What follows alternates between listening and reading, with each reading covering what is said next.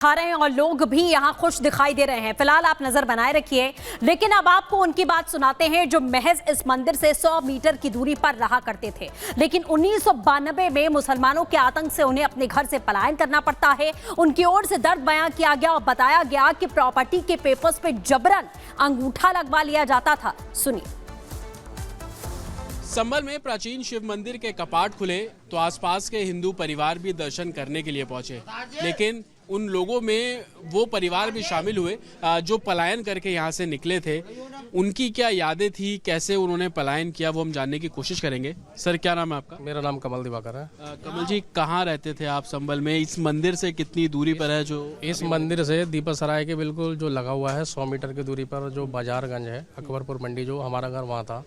मैं धोबी समाज से आता हूँ और हमारे जो धोबी समाज के 30 से 35 परिवार उस जमाने में हुआ करते थे। बाबरी विध्वंस जब हुआ था 1992 में, 1992 का जो झगड़ा हुआ था, उसके बाद में जो दीपसराय के बराबर में एक अंजुमन चौराहे से एक मस्जिद निकली हुई है, उस बस्ती से, हिंदू बस्ती, जब हिंदू लोग वहाँ रहते थे तो मस्जिद के पीछे जब झगड़ा हुआ था तो मस्जिद के रास्ते और पीछे छतों के रास्ते लोग।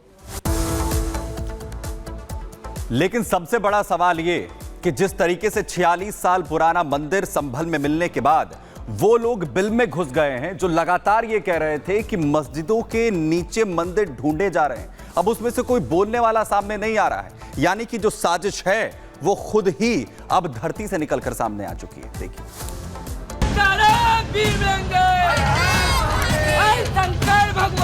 ये खूब मैंने देखा, इन्होंने हमारे मंदिर तोड़े हैं। मंदिर तो बहुत दिनों में मुझे देखने को मिला है।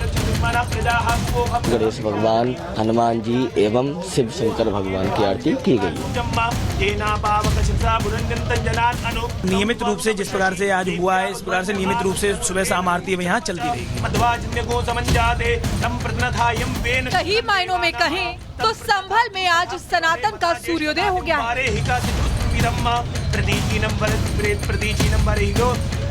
जिन लोगों ने 46 साल पहले संभल में सनातन को नुकसान पहुंचाने की साजिश रची थी, हिंदू आस्था पर कठोर प्रहार किया था, वो सब आज नाकाम हो गए।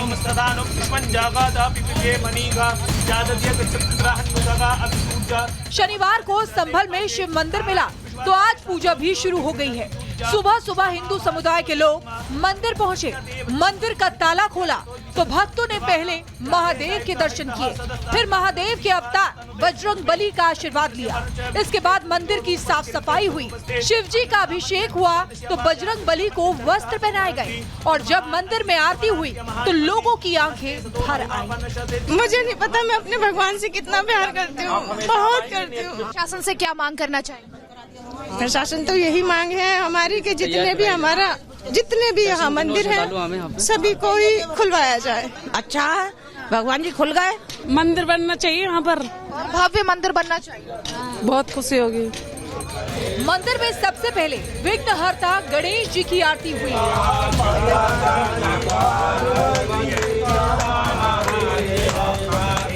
फिर शिव जी की आरती हुई और फिर स्थानीय लोगों ने बजरंग बली की आरती की।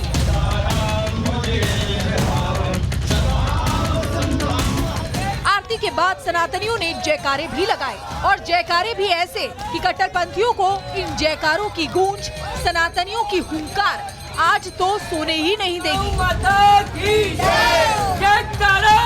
400 साल पुराने मंदिर में पूजा अर्चना करके स्थानीय लोग इतने खुश दिखे कि भगवा लहराने लगा और लोगों की खुशी का ठिकाना ही नहीं रहा। बहुत मंदिर दबे हुए हैं हमारे शहर संभल में, जिनका हमें पता भी नहीं है।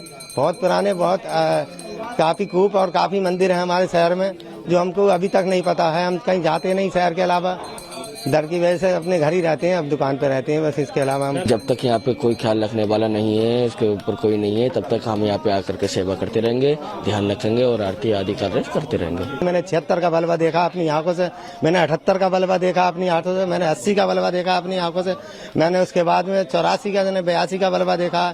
ये खूब मैंने देखा, इन्होंने हमारे मंदिर तोड़े हैं।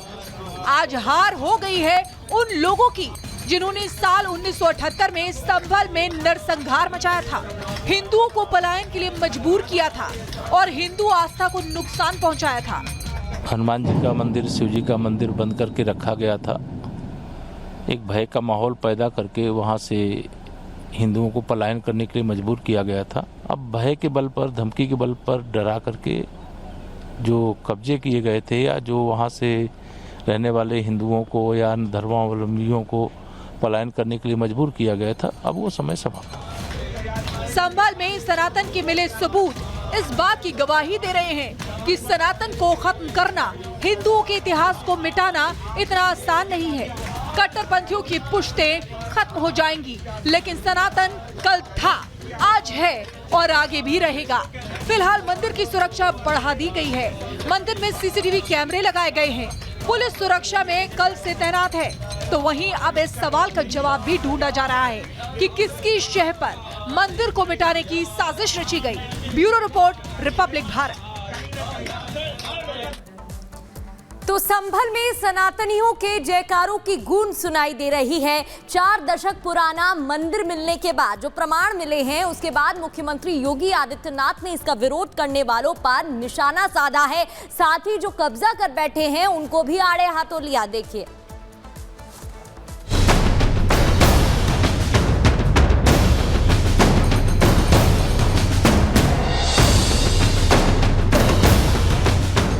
संभल में सबूत पर सबूत मिल रहे हैं। पहले मस्जिद की जगह मंदिर होने के कुछ प्रमाण मिले तो बवाल हुआ और बात हिंसा तक जा पहुंची। अब एक मंदिर और मिल गया है जिसमें साक्षात महादेव है। उसमें दर्शन हनुमान के भी हो गए। पास में ही कुआं मिल गया। अब वहां सनातन की गूंज सुनाई देने लगी है।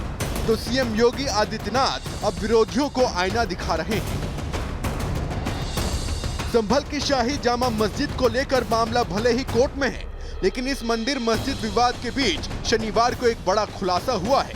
वो भी शाही जामा मस्जिद से महज कुछ ही दूरी पर, क्योंकि वहां सनातन के सबूत मिले जिसे छिपाने की कोशिश की गई, लेकिन खुद बजरंगबली ने दर्शन दे दिए। देवों के देव महादेव ने परिवार समेत खुद के वहां होने का प्रमाण दे दिया। तो सीएम योगी संभल में सनातन विरोधी खेमे पर बरस पड़े। सीएम योगी पूछ रहे हैं, संभल में इतना प्राचीन मंदिर क्या रातों रात प्रशासन ने बना दिया? क्या वहां बजरंगबली की इतनी प्राचीन मूर्ति रातों रात आ गई? उन दरिंदों को आज तक सजा क्यों नहीं मिली जिन्होंने 46 साल पहले संभल में नरसंहार किया था?